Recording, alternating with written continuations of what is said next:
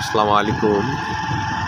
আজ বাড়ির থেকে যাচ্ছি আমার ওই দোকানে, দেখেন কুয়াশার কী অবস্থা, যা বলার বাইরে। এখান থেকে 10 ফিট বা 20 ফিট দেখা যাচ্ছে না, কী অবস্থা দেখেন কুয়াশায় অবস্থা খুব খারাপ।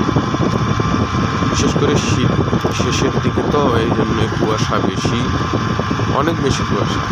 আমাদের দেখাচ্ছি, দেখেন কী অবস্থা, কুয়াশা